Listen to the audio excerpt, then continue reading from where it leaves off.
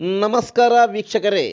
ಕಾಂಗ್ರೆಸ್ ಪಕ್ಷ ಗ್ಯಾರಂಟಿಗಳಿಂದ ಅಧಿಕಾರಕ್ಕೆ ಬಂದಿಲ್ಲ ಎಂದ ಶಿಡ್ಲಘಟ್ಟ ಶಾಸಕ ಬಿಎನ್ ರವಿಕುಮಾರ್. ಚಿಂತಾಮಣಿ ನಗರದಲ್ಲಿ ಹಮ್ಮಿಕೊಂಡಿದ್ದ ಜೆಡಿಎಸ್ ಪಕ್ಷದ ರಜತ ಮಹೋತ್ಸವ ಕಾರ್ಯಕ್ರಮದಲ್ಲಿ ಭಾಗವಹಿಸಿ ಮಾತನಾಡಿದ ಅವರು, 2018ರಿಂದ 2023 ಅವಧಿಯಲ್ಲಿ ಮಾಡಿದ ತಪ್ಪುಗಳಿಂದ ಕಾಂಗ್ರೆಸ್ಗೆ ಲಾಭವಾಗಿ ಅಧಿಕಾರಕ್ಕೆ ಬಂತು. ಗ್ಯಾರಂಟಿಗಳಿಂದ ಅಧಿಕಾರಕ್ಕೆ ಬಂದಿಲ್ಲ.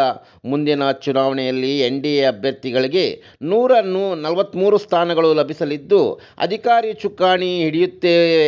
ಇದು 100ಕ್ಕೆ 100 ಸತ್ಯ. ಈ ರಾಜ್ಯದಲ್ಲಿ ಕುಮಾರಣ್ಣ ಮತ್ತೆ ಮುಖ್ಯಮಂತ್ರಿ ಆಗುತ್ತಾರೆ ಎಂದು ಭವಿಷ್ಯ ನುಡಿದರು. ಕಾಂಗ್ರೆಸ್ ಪಕ್ಷ ಈ ರಾಜ್ಯದಲ್ಲಿ ಗ್ಯಾರಂಟಿಗಳಿಂದ ಅಧಿಕಾರ ಬಂದಿಲ್ಲ. ಇದು ಪ್ರತಿಯೊಬ್ಬ ಜೆಡಿಎಸ್ ಪಕ್ಷದ ಮುಖಂಡರು ಕಾರ್ಯಕರ್ತರ ಗಮನದಲ್ಲಿ ಮಾಡಿಕೊಂಡು ಅವರು ಅಧಿಕಾರ ಬರಕ್ಕೆ ಕಾರಣ ಏನು 2019ರಿಂದ 2023 ಫೆಬ್ರವರಿ ಮಾರ್ಚ್ ತನಕ ಏನು ಭಾರತೀಯ ಜನತಾ ಪಕ್ಷದವರು ಈ ರಾಜ್ಯದಲ್ಲಿ 3 ವರ್ಷ ಅಧಿಕಾರ ಅನುಭವಿಸಿದ್ರು. ಆ ಒಂದು ಸಂದರ್ಭದಲ್ಲಿ ಅವರು ಮಾಡಿರ್ತಕ್ಕಂಥ ಕೆಲವು ತಪ್ಪುಗಳಿಂದ ಕಾಂಗ್ರೆಸ್ ಪಕ್ಷ ಅಧಿಕಾರ ಬಂದಿರೋದ್ರಿಂದ ನಾನು ಸ್ಪಷ್ಟವಾಗಿ ನಿಮಗೆ ಹೇಳಕ್ಕೆ ಬಯಸ್ತೀನಿ.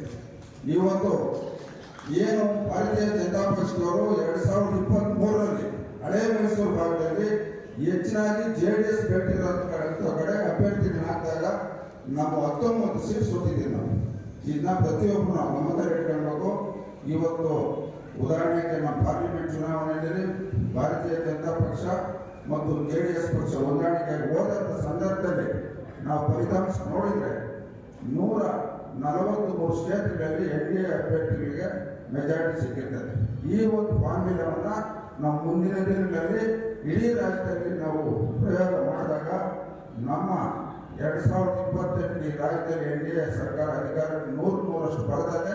ಮತ್ತೆ ನಮ್ಮ ಕುಮಾರಣ್ಣ ಈ ರಾಜ್ಯದಲ್ಲಿ ಮುಖ್ಯಮಂತ್ರಿ ಆಗ್ತಾರೆ ಅಂತ ನಾನು ಈ ಸಂದರ್ಭದಲ್ಲಿ ಹೇಳ್ತಾ, ಇವತ್ತು ನಮ್ಮ ಕುಮಾರಣ್ಣವರು ಕೇಂದ್ರದ ಸಚಿವರಾಗಿದ್ದಾರೆ. ಅವರು ಸಚಿವರಾಗಿ ಇವತ್ತು ನಮ್ಮ ರಾಜ್ಯಕ್ಕೆ ಅವರು ಕೊಟ್ಟಿರ್ತಕ್ಕಂಥ ಕೊಡುಗೆಗಳು ಇವತ್ತು 4500 ಬಸ್ಸುಗಳು, ಎಲೆಕ್ಟ್ರಾನಿಕ್ ಬಸ್ಸುಗಳು ಇವತ್ತು ನಮ್ಮ ಕರ್ನಾಟಕ ರಾಜ್ಯ ಕೊಟ್ಟಿದ್ದಾರೆ. ಈಗ ಈ ದೇಶದ ಪ್ರಧಾನಮಂತ್ರಿಗಳಾದಂಥ ನರೇಂದ್ರ ಮೋದಿಜಿಯವರು ಮತ್ತು ಅಮಿತ್ ಶಾ ಅವರು ಮತ್ತು ಪಿಯೂಷ್ ಗೋಯಲ್ ಅವರನ್ನ ಮಾತಾಡಿ ನಮ್ಮ ರಾಜ್ಯಕ್ಕೆ 19 ಜಿಲ್ಲೆಗಳಲ್ಲಿ ಇವತ್ತು ಇಂಡಸ್ಟ್ರಿಯಲ್ ಕಾರಿಡಾರ್ ತರಬೇಕಂತೇಳಿ ಇವತ್ತು ದೊಡ್ಡ ಮಟ್ಟದ ಕಾರ್ಯಕ್ರಮವನ್ನು ಸಹ ನಮ್ಮ ರಾಜ್ಯದ ಪರವಾಗಿ ಹಮ್ಮಿಕೊಂಡಿದ್ದಾರೆ. ಅದರ ಉದ್ದೇಶ ಉದ್ಯೋಗ ಸೃಷ್ಟಿಯಾಗುವ ಕರ್ನಾಟಕ ರಾಜ್ಯದಲ್ಲಿ ಅಂತ ಕುಮಾರಣ್ಣವ್ರನ್ನ ತಾವೆಲ್ಲರೂ ನಾನು ಹೇಳ್ತೀನಿ. ಅವ್ರಿಗೆ 3 ಬಾರಿ ದೊಡ್ಡ ಮಟ್ಟದ ಆರೋಗ್ಯದ ಸಮಸ್ಯೆ